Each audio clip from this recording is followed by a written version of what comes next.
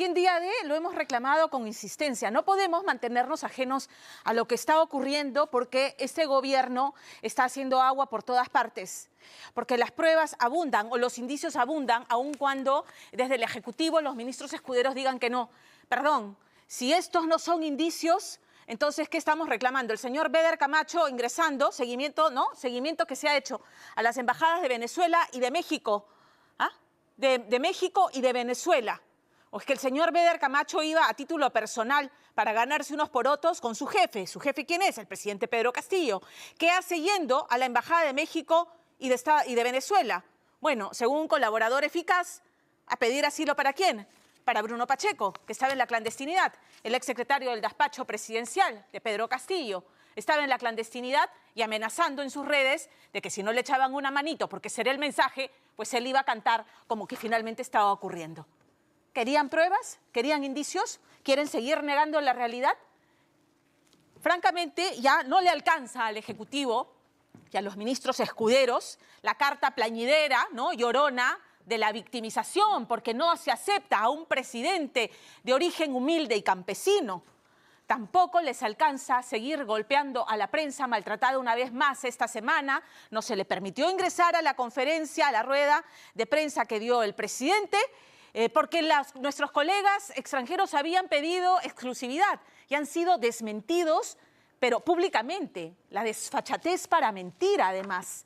Tampoco ya es suficiente señalar una vez más a una oposición que lo hemos dicho aquí varias veces, una oposición que ha actuado torpemente, o parte de la oposición pretendiendo al inicio del gobierno de Pedro Castillo impulsar 2 mociones de vacancias en las que fracasaron estrepitosamente. La exposición de motivos de la denuncia constitucional de la fiscal de la Nación, Patricia Benavides, en buena cuenta lo que describe es una banda criminal que ha tomado por asalto el gobierno para amedrar de él. Y en la hipótesis fiscal, el líder de esta presunta organización criminal es nada menos que el presidente Pedro Castillo, y esta organización empieza a colapsar por el testimonio de sus más cercanos colaboradores. Uno de estos testimonios, y sería el de Beder Camacho, a quien hemos mencionado, exsecretario del despacho presidencial, habría señalado que se encargó de destruir pruebas, medios probatorios, lanzar celulares al mar, quemar la documentación, los cuadernos de visita, para destruir cualquier evidencia de las reuniones que sostuvo el presidente Pedro Castillo, por ejemplo, con Samir Abudayeh, el dueño de la empresa que ganó este millonario contrato por la compra de Videoisel. En su desesperación por callarlo, según testimonios de colaboradores eficaces, el presidente Pedro Castillo, ya lo hemos visto, habría tramitado o habría mandado a tramitar asilo político para Bruno Pacheco en Venezuela, en la Embajada de Venezuela y de México. Es tremendo, es grosero. Además, mientras hacía todo esto, ¿no?, pergreñaba su blindaje político en el Congreso de la República, reuniéndose, según nuevamente los testimonios que ha recogido la fiscal, reuniéndose con los llamados niños del Congreso y ordenando que se apaguen las cámaras de Palacio de Gobierno para que no quedara huella, que no quede huella, que no. Muy bien, es un rosario grosero de hechos, de evidencias que ha reunido la fiscal de la Nación. El presidente Castillo, que dice por un lado, me allano las investigaciones, ha presentado una avalancha de recursos, está en su derecho. Sus abogados han presentado una avalancha de recursos para evitar toda acción en su contra, de investigación en su contra. Por supuesto, sin éxito. Las investigaciones avanzan y hoy la pelota está en manos del Congreso de la República. Todas las evidencias, imágenes, documentos, testimonios en el reportaje de Richard Apolo.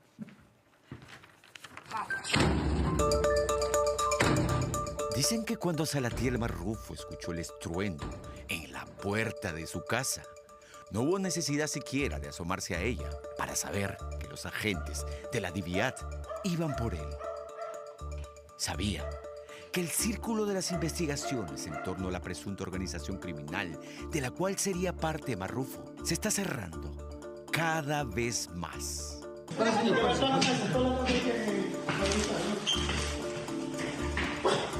Salatiel Marrufo era una pieza clave en este sector, ¿no?, del Ejecutivo, que evidentemente direccionó obras, ¿no?, privilegió autoridades, ¿no?, a través del decreto de urgencia 102-2021 suscrito, promulgado, ¿por quién? Por Pedro Castillo. Y es que para la Fiscalía Salatiel Marrufo, por su papel entre comillas activo dentro de la mafia, es vital para entender el teje y maneje de la presunta organización criminal, que según el Ministerio Público, que ha ido corroborando las versiones dadas por los colaboradores eficaces, ha tenido como líder y cabeza desde el inicio de la segunda vuelta al presidente Pedro Castillo Terrones.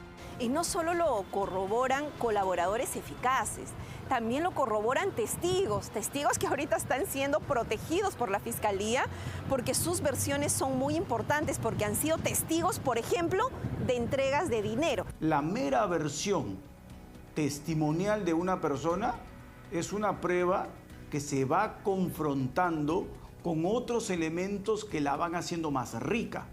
¿A qué me refiero? Pues posicionamiento satelital, ¿no? Presencia de documentos, presencia de registro fílmico, registro de ingresos, egresos a determinada institución del Estado o a un edificio privado, etc. Es decir, la Fiscalía tiene todos los instrumentos de la mano de su pesquisa en cabeza de Herbie Colchado, que es lo que evidentemente han comenzado a construir. Cuando los votos en las elecciones presidenciales colocaron a Pedro Castillo en segunda vuelta, dice el Ministerio Público, habría sido el momento exacto en el que aparecieron en escena los llamados criollamente como los 4 fantásticos del dinero, quienes habían visto la gran oportunidad, entre comillas, de inversión a futuro. Así entonces, dicen, se juntaron el hambre y la necesidad de fondos por parte de Pedro Castillo para afrontar la segunda vuelta, y el hambre por parte de los 4 financistas de campaña, de jugosos negocios ilícitos a futuro, ofrecidos, según la tesis fiscal, por Pedro Castillo, como direccionamiento de obras e incluso la posibilidad de que los financistas influyan en el nombramiento de ministros de Estado para que los ilícitos salgan sin problema alguno. Los hechos van confirmando claramente que todos estos personajes estaban vinculados a través de una trama, ¿no?, que, como señala el Ministerio Público en su hipótesis, ¿no?, de investigación, tenían un concierto de intereses y de voluntades para actuar al margen de la ley. Aquellos financistas, según el colaborador eficaz 03-2022, que no sería otro que Bruno Pacheco, le habría dicho a la Fiscalía que los 4 financistas eran Alejandro Sánchez Sánchez, dueño de la Casa de Zarratea; Nenil Medina Guerrero, alcalde de Anguía y hoy con prisión preventiva; Abel Cabrera, empresario chiclayano e íntimo amigo de Castillo Terrones, además del exministro de Transportes y Comunicaciones, Juan Silva. Según el colaborador eficaz, tanto Alejandro Sánchez como el empresario chiclayano Abel Cabrera, quien esta semana fue también detenido, habrían inyectado más de $500,000 de soles a la campaña de Castillo. Mientras Nenil Medina Guerrero, quien habría al parecer amasado fortuna desde tiempo atrás con direccionamiento de obras y cobro de coimas en Anguía, habría decidido invertir $1,000,000 de soles. Aportes millonarios, a los que también, según la tesis fiscal, se habría sumado el exministro y hoy prófugo de la justicia, Juan Silva. Pero ¿de dónde podría tener dinero mi cliente si es un profesor de escuela?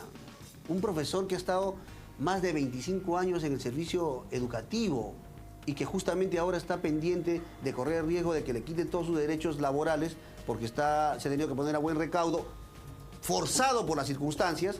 Un profesor de aula, un hombre de a pie, un profesor.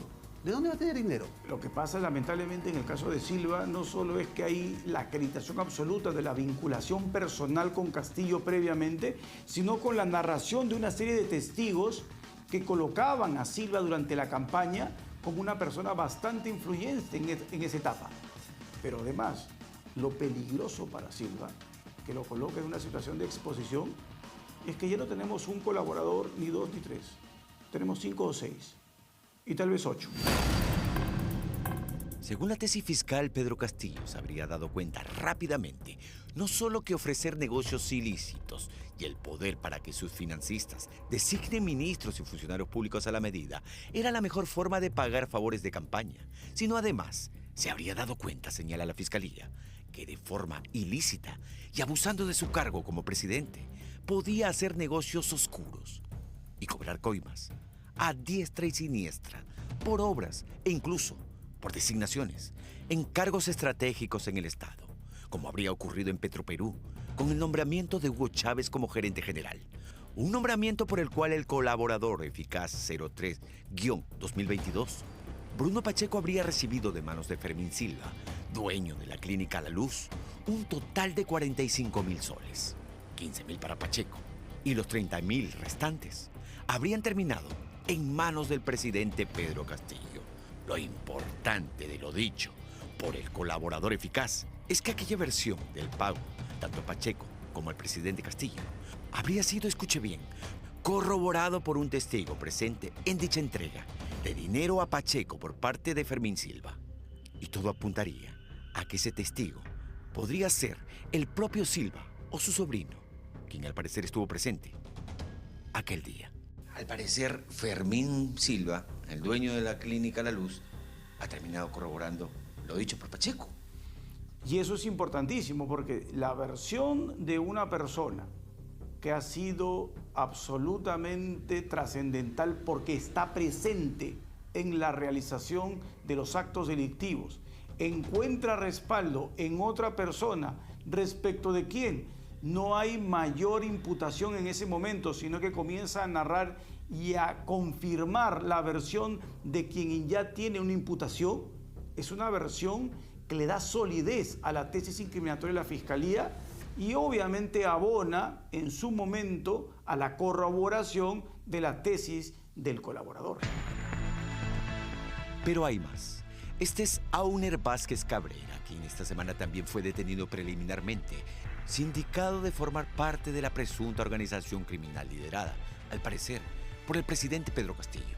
Vázquez Cabrera, quien fue en su momento jefe de gabinete técnico de Castillo Terrones, habría sido el encargado, dice la Fiscalía, de captar congresistas para formar parte de ese pararrayos político del gobierno frente a pedidos de vacancia y proyectos que puedan ir en contra de Pedro Castillo.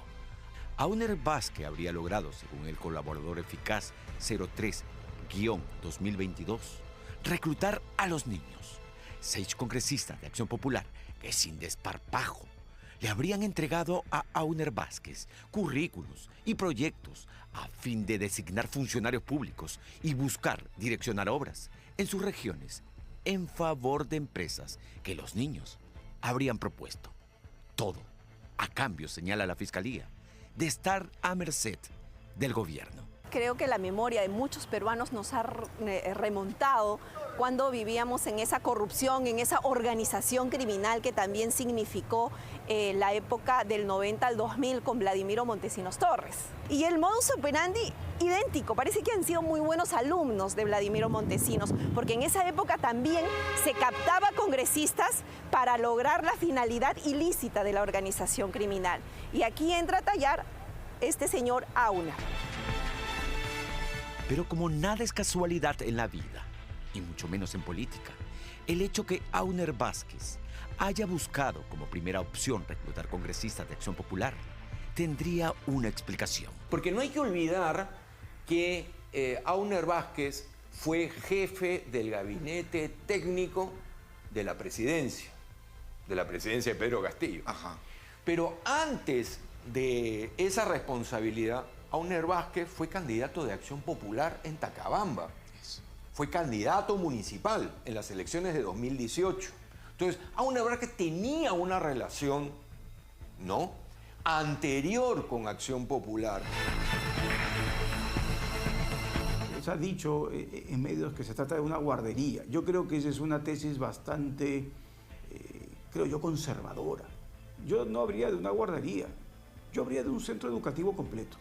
Acá estamos hablando no de 6, no de 10, sino que creo que yo de 25, según información que he obtenido. 25 que tienen roles que se intercambian y 25 que no han sido al inicio. Al inicio pueden haber sido 6, después pasaron a 10, después a 15, a 25 y tal vez el día de hoy conversando acá tengamos a 30 dando vueltas por ahí.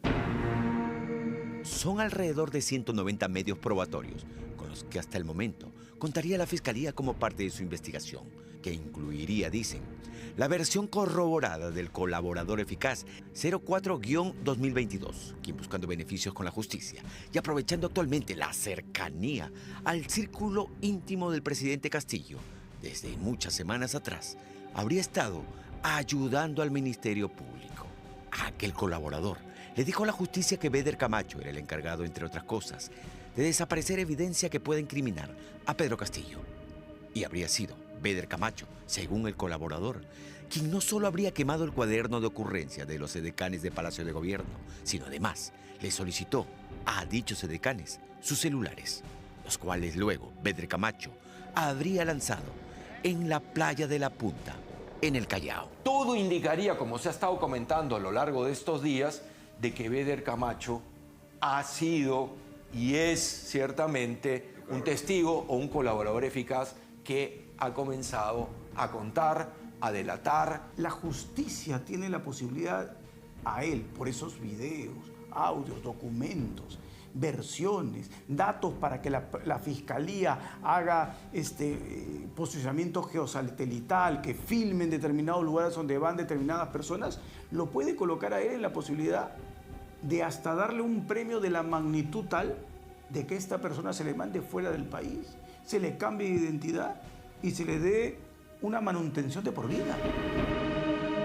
Y es a Beder Camacho a quien se observa en estos videos policiales que son parte de la investigación fiscal el 18 y 19 de agosto de este año, coordinando, tanto en la Embajada de Venezuela como en la de México, un posible, señala la investigación, asilo político, buscando, al parecer, evadir la justicia.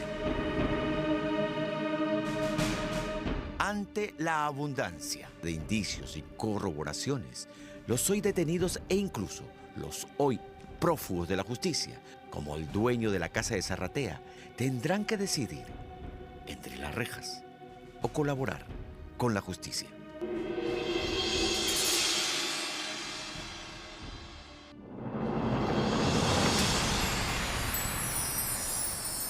Quiero escuchar al ministro Alejandro Salas, efusivo defensor del presidente Pedro Castillo, que esto no constituye un indicio grave.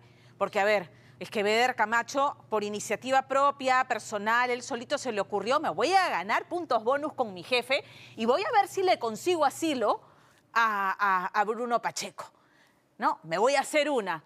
¿O es que al señor Beder Camacho lo reciben en ambas delegaciones diplomáticas, según el colaborador eficaz, a sondear la posibilidad de asilo político para Pacheco porque es el secretario o el asesor personal del presidente Pedro Castillo? ¿Ah? ¿Esto es una invención? ¿Esto es invención de la prensa? ¿Este seguimiento? O sea, ¿nos hemos inventado esto, los periodistas? ¿La fiscal de la Nación se ha inventado esto? Ya vamos a hablar de este tema, pero nuevamente yo les pido, de verdad, conciencia política. La necesitamos en estos momentos que son muy duros, que son de incertidumbre, porque yo estoy segura que usted en su casa y cuando va al trabajo o cuando esté en el transporte, conversa sobre el tema. ¿Y qué va a pasar? ¿Castillo se queda o se va? No se va a ir, porque sabe que si renuncia, si da un paso al costado, pierde la investidura y el blindaje y tendrá que responder como lo está haciendo su sobrina, su cuñada, que está presa. Su sobrino está prófugo, su ministro prófugo, sus colaboradores más cercanos están presos. Sabe que eso es lo que le toca.